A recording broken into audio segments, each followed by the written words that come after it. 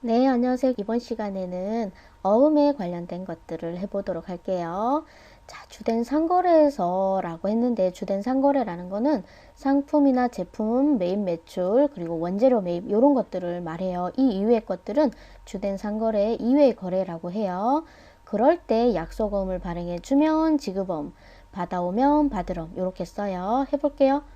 23번 제품을 20만원어치 매출했어요. 그럼 역시 여기도 제품 매출 20만원 하면 되고, 차변에 대금은 동점이 걔네 나한테 물건을 사가는 걔네가 발행한 어음을 받아왔다. 어음을 받아왔어요. 그러면 받을 어음, 받을 권리가 있는 어음이에요. 이것도 더하기 써주셔야 돼요. 이건 뭐냐? 나중에 어음을 회수할 때 어느 거래처인지 기억해야 된다. 그래서 어음이 들어가면 전부 또 더하기 하고 거래처 기억해 주세요. 자, 24번 출발해 볼까요? 여러분은 여기서 어디까지 가냐면 이것도 좋겠네요. 30번까지 다 해보고 강의를 들으시면 좋겠어요. 그러실 거죠? 멈춤? 자, 그러면 대변에 제품 매출 20만원 하고 차변에 이번에는 뭘 받았냐면 당점이 전에 발행하였던 어음을 받았대요. 내가 발행한 거예요. 나도 이 거래처에 물건을 사오면서 어음을 발행해 준 게 있었던 거예요. 그걸 그쪽이 다시 내게 돌려줬대요. 어쨌든 요지는 내가 발행한 어음이면 내가 그때 뭐라고 발행해 줬을 거냐? 대변에 지급어음이라고 해줬을 거거든요. 그게 들어왔으니까 차변에 지급어음 하면 돼요. 나간 걸 그대로 들여오면 되는 거예요. 이렇게 해서 지급어음 들어왔어요. 그럼 내가 갚을 의무가 없어지는 건 결국 부채가 줄어들면 자산이 증가하는 효과가 나는 거니까 같은 효과니까 이렇게 받을어음, 지급어음 다 더하기, 부도어음 나오면 그것도 더하기. 자, 25번 제품 30만원어치를 매출하고 그러니까 대변에 제품 매출 30만원, 차변에는요 20만원은 동전 발행 어음 받았대요. 걔네가 발행한 어음이면 받을 어음 더하기 얼마요? 20만원. 나머지는요 내가 전에 발행했던 어음 지급 어음 더하기 10만원. 이렇게 걔네가 발행한 거 받으면 받을 어음, 내가 발행한 걸 받으면 지급 어음 주면 대변에. 자, 26번 제품 20만원어치 매출하고 대금 중 8만원은 동점이 발행한 어음을 받았다.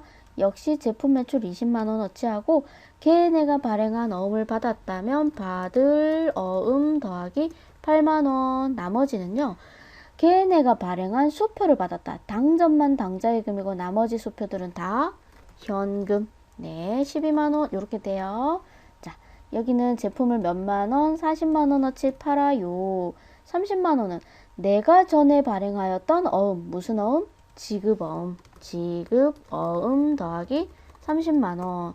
나머지는 내가 전에 발행하였던 당좌 수표. 내가 발행하면 당좌 예금 10만원. 이렇게 하는 거예요. 자, 이제 어음과 수표가 섞여서 나오죠? 이제 헷갈리기 시작합니다. 28번은 물건을 사와요. 원재료 50만원어치. 그리고 30만원은 수표를 발행해서 지급했다. 내가 수표를 발행해서 주면 대변에 당좌 예금 30만원. 잔액은 약속어음을 발행하여 지급했다. 내가 어음을 발행해서 주면 지급어음 더하기 20만원. 요렇게 해요. 지급어음도 거래처 걸어요. 원재료 50만원어치를 매입하고 대금 중 30만원. 자, 50만원어치 매입하고 30만원은 소유하고 있던 어음을 줬다. 소유하고 있던이라는 건 무슨 뜻이냐면 내가 발행한 어음을 주는 게 아니라 나도 누군가한테서 받아둔 어음을 줬다. 이런 거예요. 지금 내게 원재료를 파는 그 회사가 발행한 어음일 수도 있고 전혀 다른 회사일 수도 있어요. 상관없어요. 어쨌든 들어올 때 받을 어음 썼던 게 나가니까 대변에 받을 어음이 나가야 하는 거예요. 들어온 대로 나가야 해요. 네, 들어온 대로 나가면 돼요. 받을 어음 얼마? 30만원이고 나머지는 내가 어음을 발행해 주었다. 지급 어음 더하기 20만원. 이렇게 된다는 거예요. 자, 원재료 50만원씩 매입하고 30만원은 동점이 전에 발행하였던 어음을 줬다. 동점은 걔네가 내게 발행해 줬던 어음을 다시 돌려주는 거예요. 무슨 어음? 받을 어음 30만원. 잔액은 2달 후에 주기로 했다. 외상으로 매입했군요. 더하기 20만원. 요렇게 되는 거예요. 고만고만한 것들이 이제 섞여서 나오니까 좀 헷갈리죠? 비슷비슷한 것들이 모여 있는 거예요. 자, 그 다음 이번에는 7-5 어음이나 외상인 거래들을 제품, 상품, 원재료 같은 주된 상거래가 아닌 이외의 거래에서는 어떻게 해야 하나 중요합니다. 31번 영업용이라는 건 업무용이라고 했죠. 업무용 직원이 쓰려고 책상과 의자를 샀어요. 판매하려고 산 게 아닌 거예요. 판매용 책상과 의자라면 차변에 상품 사와야 해요. 지금은 영업용 책상과 의자를 했어요. 이건 업무용이죠. 업무용. 그래서 대변에 내다 파는 거는 상품 파는 게 아니라 비품 팔아요. 비품. 판매용 책상과 의자를 팔았다면 상품 매출, 제품 매출 그랬을 건데 지금은 쓰던 책상과 의자를 내다 판대요. 쓰던 거면 비품. 20만 원어치 팔아요.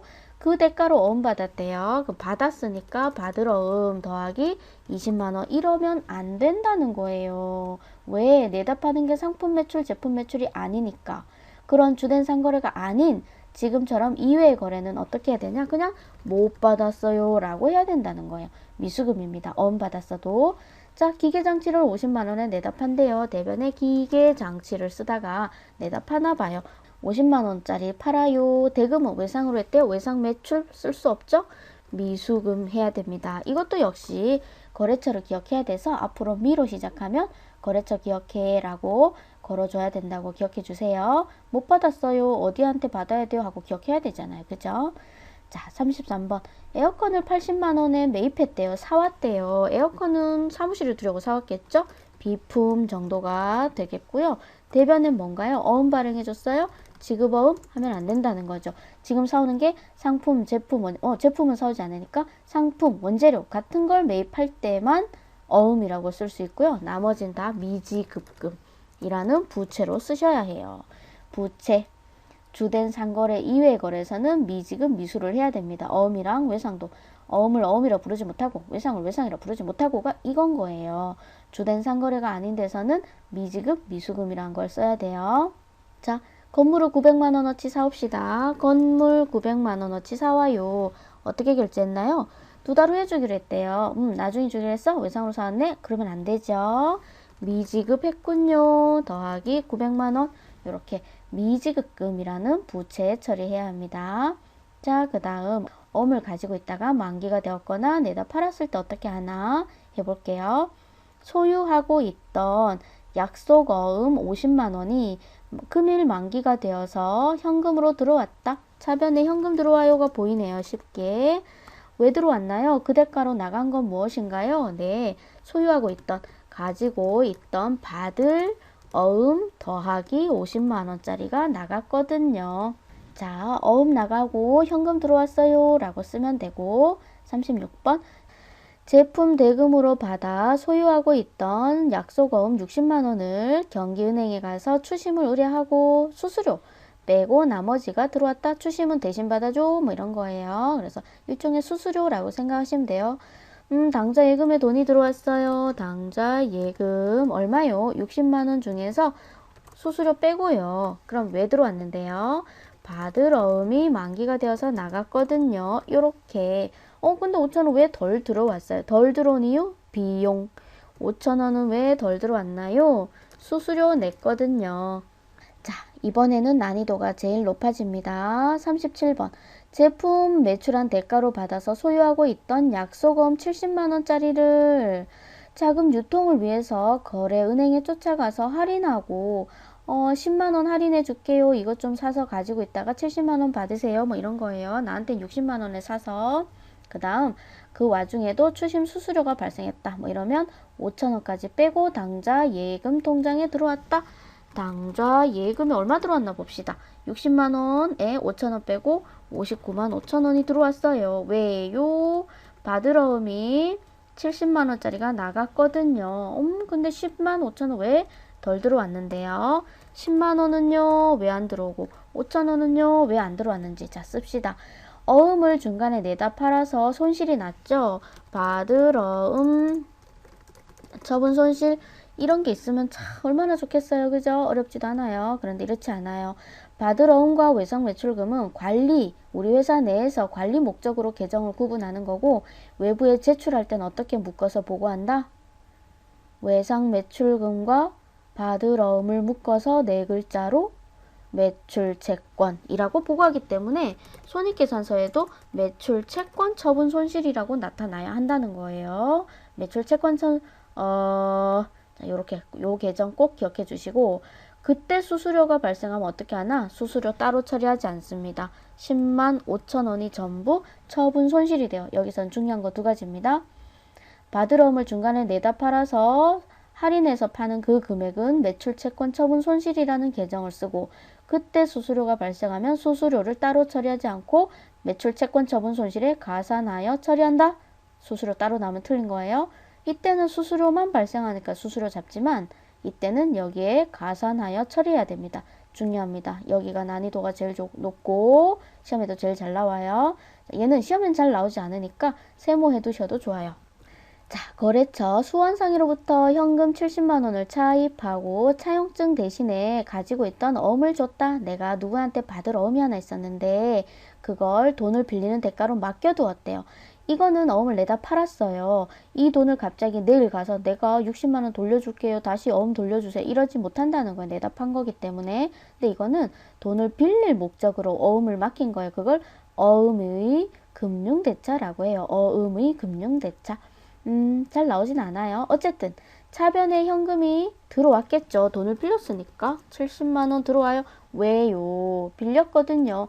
그 대가로 어음이 나갔어요. 그렇지만 어음이 나갔다고 쓰지 않아요. 물론 어음의 보조장부는 그걸 써요. 어음이 들어왔는지 나갔는지 얼마짜리 뭐 이렇게 다 보조장부에는 관리를 해야 되지만 분기할 때는 이게 어음이 나가지 않아요. 이건 뭐냐? 돈 빌렸어요 라고 쓴다는 거예요.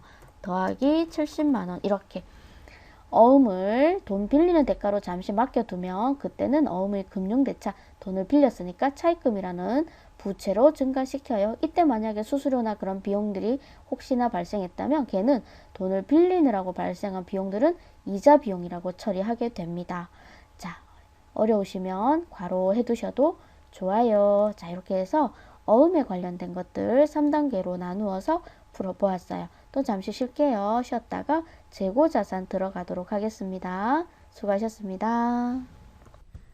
네, 오늘 영상은 여기까지고요. 다음 시간에 더 좋은 영상으로 돌아오도록 하겠습니다. 감사합니다.